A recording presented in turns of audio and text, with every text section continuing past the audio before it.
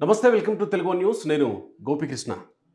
Janasena TDP పొత్తులు confirm అయిపోయిన తర్వాత హరిరామ జోగయ్య సీనియర్ నేత, కాపు నాయకుడు, ఈయన ఎన్నో సందర్భాల్లో పవన్ కళ్యాణ్కి లెటర్లు సంధిస్తూ వచ్చారు.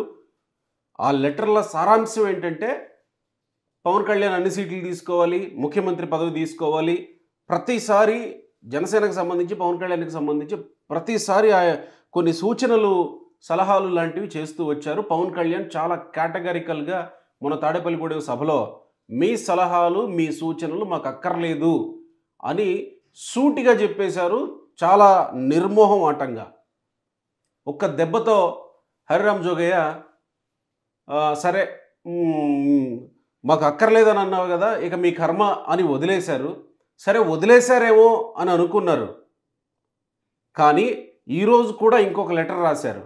సరే ఈరోజు కూడా లెటర్ రాశారు కదా, పవన్ కళ్యాణ్ బాగే కోరుతున్నారేమో అని అనుకున్నారు. ఈరోజు లెటర్ చూసేంత వరకు కూడా అంతా కట్ చేస్తే హరిరామ్ జోగయ్య కొడుకు సూర్యప్రకాష్ కొద్దిసేపటి కిందట ముఖ్యమంత్రి జగన్మోహన్ రెడ్డిని తాడేపల్లి క్యాంప్ ఆఫీసులో కలిశారు. వైసీపీలో జాయిన్ అవ్వడానికి రంగం సిద్ధం చేసుకున్నారు. ఏంటి ఈ హరిరామ్ జోగయ్య పాత్ర ఏంటి, ఇంతకాలం పోషించిన పాత్ర ఏంటి, ఇప్పుడు ఎందుకు ఆయన కొడుకు జగన్మోహన్ రెడ్డి దగ్గరికి వెళ్ళాడు? పిఆర్పిలో కూడా చిరంజీవిని నమ్మి జాయిన్ అయ్యాను, ఆయన విలీనం చేయడం వల్ల నేను నష్టపోయానని చెప్తా ఉన్నారు. ఈ వ్యవహారాలన్నీ చాలా క్షుణ్ణంగా తెలిసిన సీనియర్ జర్నలిస్ట్, అనలిస్ట్ విక్రమ్ పూలా గారు మనతో జాయిన్ అవుతున్నారు జూమ్లో. విక్రమ్ గారు నమస్కారం, స్వాగతం సార్. నమస్కారం అండి గోపి గారు. విక్రమ్ గారు, ఒక్కసారి పిఆర్పి దగ్గరికి వెళ్ళబోయే ముందు హరిరామ్ జోగయ్య అనేటువంటి వ్యక్తి ఇలా లెటర్లు రాస్తూ ఒక్కసారిగా ఈవెన్ ఈరోజు ఉదయం కూడా రాసినటువంటి లేఖ ఏంటంటే, ఈ జరుగుతున్న పరిణామాల నేపథ్యంలో మీకు ఇష్టం అయినా ఇష్టం లేకపోయినా మీ వెంటనే ఉండి మిమ్మల్ని కాపాడుకోవటం నా విధిగా భావిస్తున్నానని ఆ లెటర్లో ప్రస్తావించాడు ఆయన. సీన్ కట్ చేస్తే ఈరోజు ఆయన కొడుకు సూర్యప్రకాష్ జగన్మోహన్ రెడ్డి సమక్షంలో వైసీపీలో చేరుతున్నాడు. ఎట్లా చూస్తారు ఈ పరిస్థితిని, ఈ పరిణామాన్ని ఎట్లా చూడాలి? అంటే ఇప్పుడు మీరే చెప్పారండి, అంటే వారి పరస్పర విరుద్ధమైనటువంటి ప్రకటనలు. ముందు ఇక దీంతో ఇక నేను ఫుల్ స్టాప్ పెడుతున్నాను, మీ అంటే మీ దారి మీది, నా దారి నాది, మీ కర్మ అన్నట్టుగా ఆయన ఇది ఈ సభ తర్వాత తాడేపల్లిగూడెం సభ తర్వాత జెండా సభ తర్వాత చెప్పేశారు. చెప్పేసిన తర్వాత మళ్ళీ మీరే చెప్తున్నారు 24 గంటలు ముగియక ముందే మళ్ళీ మరొక లేఖని సంధించారని. అదేవిధంగా కొసమెరుపు ఏంటంటే వాళ్ళు తనయుడు, అంటే ఆ లేఖలో సారాంశం ఏంటంటే ఆయన కొంచెం ఆ లేఖలో సారాంశం కూడా మనం చూసినట్లయితే, నేను మీ వెల్విషర్ని, మీరు వద్దన్నా కాదన్నా కూడా మీతోనే ఉంటాను అని అంటానే ఏదో ఆయన కొన్ని అవాకులు చవాకులు తెలుగుదేశం వారి మీద, అంటే చంద్రబాబు నాయుడు గారు ఆయన వెన్నుపోటుదారుడని, లోకేష్ని ముఖ్యమంత్రిని చేస్తాడని, ఇట్లాగా రకరకాల ఊహాగానాలు, ఇవన్నీ కూడా ఊహాజనితమైనటువంటి అన్ని అందులో ప్రస్తావించి తిరిగి నేను మిమ్మల్ని కాపాడుకుంటాను అని ముక్తాయించారు. అసలు విచిత్రం ఏంటంటే, భారతదేశ రాజకీయాల్లో ఎక్కడైనా కూడా ఏ పార్టీలోనైనా పార్టీలో ఒక అత్యున్నతమైనటువంటి ఒక విధాన నిర్ణయాలు తీసుకుంటానికి ఒక బాడీ ఉంటుంది. కాంగ్రెస్ అయితే సిడబ్ల్యూసి అంటారు, తెలుగుదేశం అయితే పాలిట్ బ్యూరో అంటారు. అదేవిధంగా జనసేనలో కూడా ఒక పొలిటికల్ అఫైర్స్ కమిటీ అని ఒకటి ఉంది. సో ఆ పొలిటికల్ అఫైర్స్ కమిటీలో కొన్ని అంశాలు చర్చిస్తారు. ఆ పొలిటికల్ అఫైర్స్ కమిటీ సభ్యులు తమ కింద వాళ్ళ యొక్క అభిప్రాయాల్ని అందులోకి ప్రస్తావించి పార్టీ అధ్యక్షుడి దృష్టికి తీసుకెళ్ళి దాని మీద కొంత డిస్కషన్ జరుగుతుంది. దాని మీద ఒక నిర్ణయం తీసుకుంటారండి. అది ఫైనల్ నిర్ణయంగా భావిస్తారు. అంటే అటువంటి అత్యున్నతమైనటువంటి నిర్ణాయక దీంట్లో, అంటే ఏదైతే పార్టీకి సంబంధించినటువంటి కమిటీ ఉంటుందో అందులో వాళ్ళ సొంత అభిప్రాయాలు కూడా చెప్పచ్చు, కొంత డిఫర్ అవ్వచ్చు. కానీ అంతిమంగా ఏమవుతుందంటే పార్టీ నిర్ణయానికి ప్రతి ఒక్కళ్ళు లోబడాలి. కొంతమందికి ఇష్టం లేకపోవచ్చు, తెలుగుదేశంతో పొత్తు ఇష్టం లేకపోవచ్చు, కానీ మెజారిటీ ఒపీనియన్ ప్రకారం వాళ్ళు నిర్ణయం తీసుకున్న తర్వాత వాళ్ళు కూడా పార్టీ లైన్ ఏదైతే ఉంటుందో ఆ పార్టీ లైన్ ప్రకారం ముందుకెళ్లాల్సినటువంటి పరిస్థితి ఉంటుంది. అది మనందరికీ తెలుసు. ఇది ఒక ప్రజాస్వామ్యం, అంటే పార్టీ ప్రజాస్వామ్యం. ఇది దేశ రాజకీయాల్లో ప్రతి పార్టీలో ఉండేటువంటిది.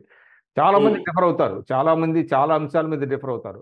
బట్ అట్ లాస్ట్ ఏమవుతుందంటే పార్టీ నిర్ణయం తుది నిర్ణయం అవుతుంది. దానికి అందరూ అబైడ్ అయి ఉంటారు. అది అదే తప్ప వెల్ విషర్ అని చెప్తున్నారు. హరిరామ జోగి గారు వెల్ విషరు. నేను పవన్ కళ్యాణ్‌కి వెల్ విషర్‌ని. ఇంకా ఇంకా ఆయన కొడుకు సూర్యప్రకాష్ ఈ పిఎస్సి కమిటీలో మెంబర్ కూడా. అది కూడా అది కూడా ఈయన అసలు ఏది కాదు కదా! ఈయన ఔట్ సైడరు.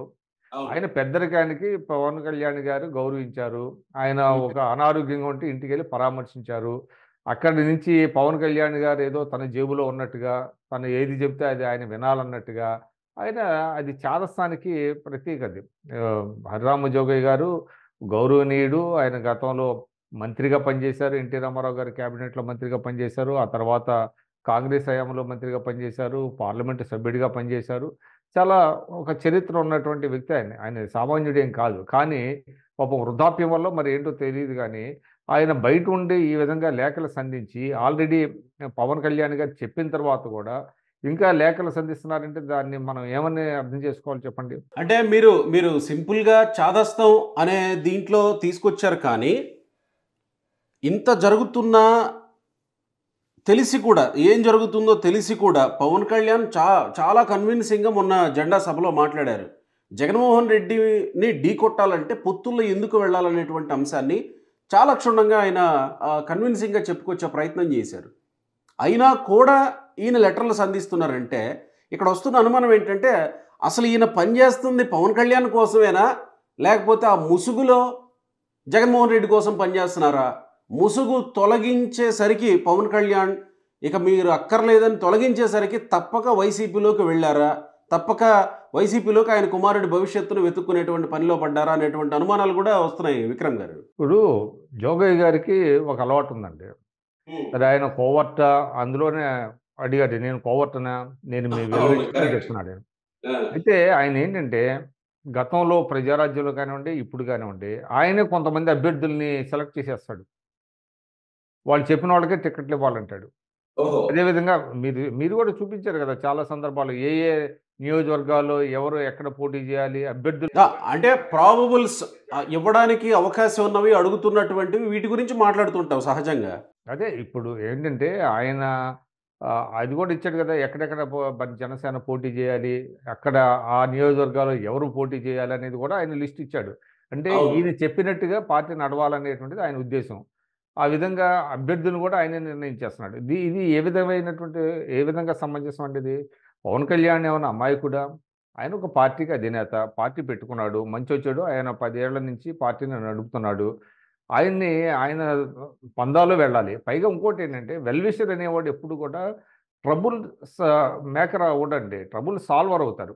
అంటే ఏదైనా ఇష్యూస్ ఉంటే ఆ ఇష్యూస్‌ని సామరస్యపూర్వకంగా పరిష్కరించేవాడు వెల్ విషర్ అవుతాడు తప్ప, పార్టీకి లేనిపోని సమస్యలు సృష్టించేవాడు కాదు కదా!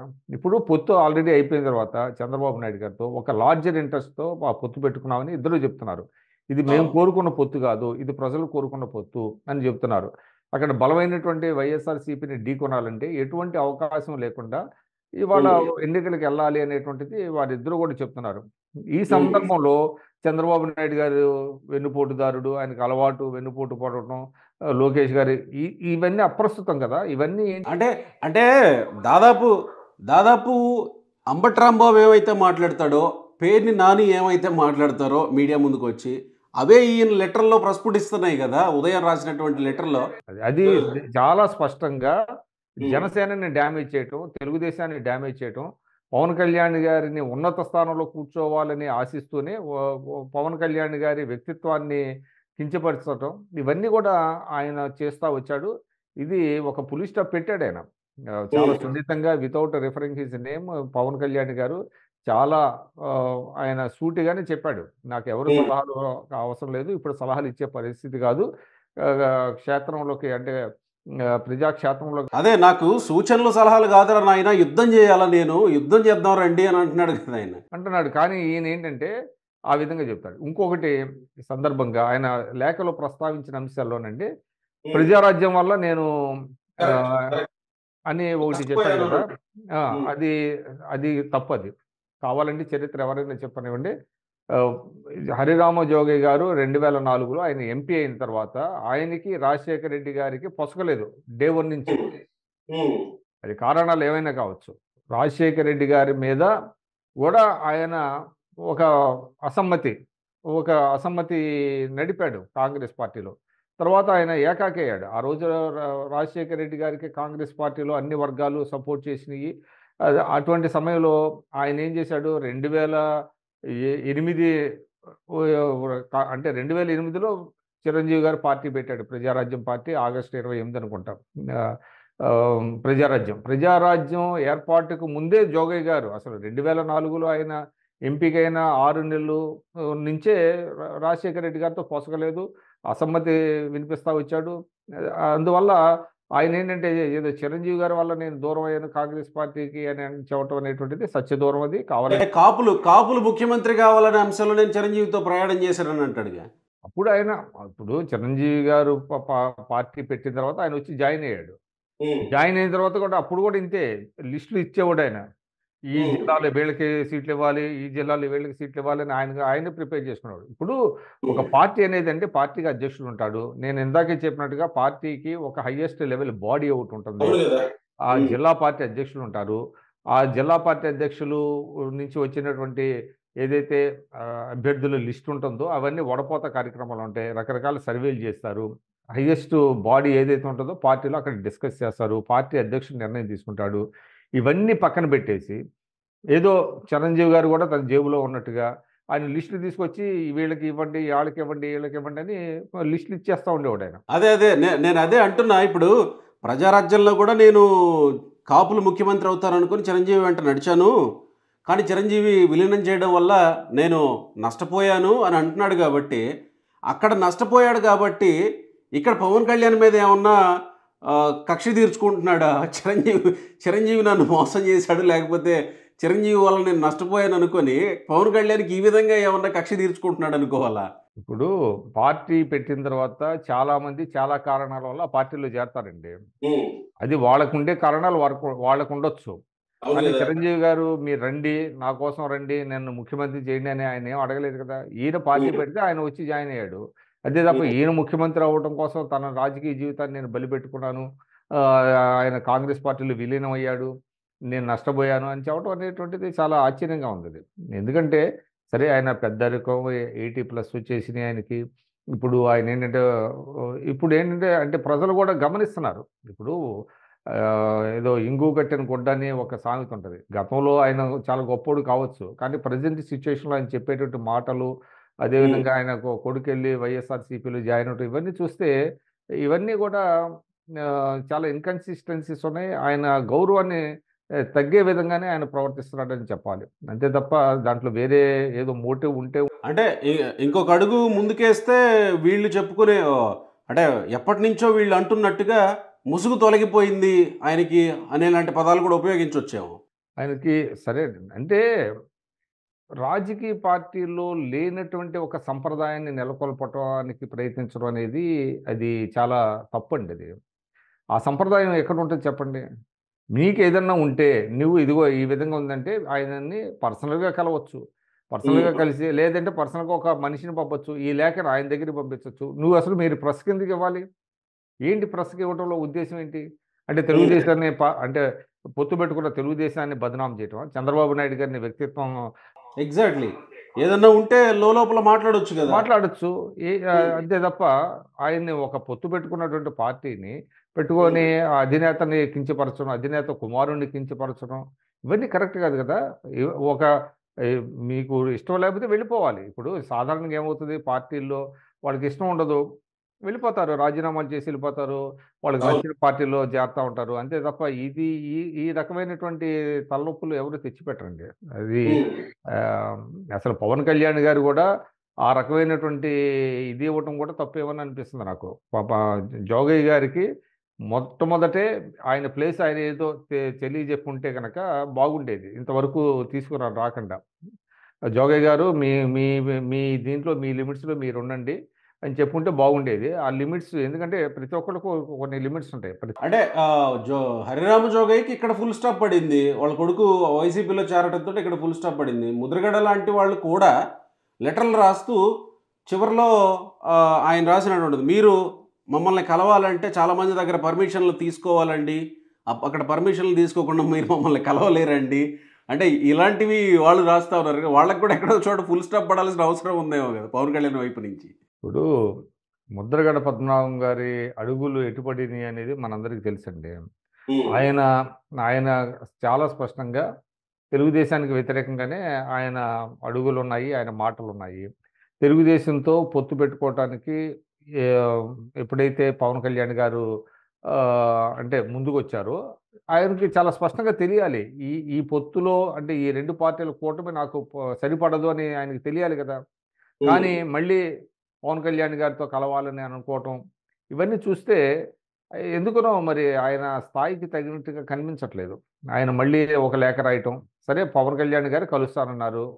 రీజన్ ఏదైనా ఆయన కలవలేదు. కలవనంత మాత్రాన ఇక ఆయన మీరు పర్మిషన్‌లు కావాలి, దానికి ఎవరు ఉన్నారంటే ఎన్నో ఉంటాయి. పార్టీలో లెక్కలు, కూడికలు, తీసివేతలు అన్ని పార్టీల్లో ఉంటాయి. ఇది ఒక ప్రజారాజ్యానికి మినహాయింపు ఏం కాదది. మొత్తానికి ఇక్కడితోటి లేఖలు ఆగిపోతాయని అనుకోవచ్చా సార్ ఇంకా? ఇంకా ఇంకా ఆయన లేఖలు రాసినా ఎవరు పట్టించుకుంటారండి? ఉంటే సాక్షి మీడియా పట్టించుకోవాలి. మిగతా వాడు పెద్ద సాక్షి లేతే వైఎస్ఆర్‌సీపీకి అనుకూల మీడియా పట్టించుకోవాలి తప్ప, ఆ లెటర్‌లకి ఏమి సాంఘిక్యం ఉంటుంది? నాకు వద్దు బాబు అనంటే నేను రాస్తాను, నేను మీతోనే ఉంటానని మరి మీ కుమారుడిని మీరు నిలబెట్టుకోలేకపోయారు కదా! మీతో ఉండలేకపోయాడు కదా మీ కుమారుడు. పవన్ కళ్యాణ్ గారితో ఉండలేకపోయాడు కదా! మరి ఎళ్ళిపోయినప్పుడు దానికేం సమాధానం చెబుతాడాయన? అందువల్ల వన్స్ ఫర్ ఆల్ దీనికి ఫుల్ స్టాప్ అన్నట్టే.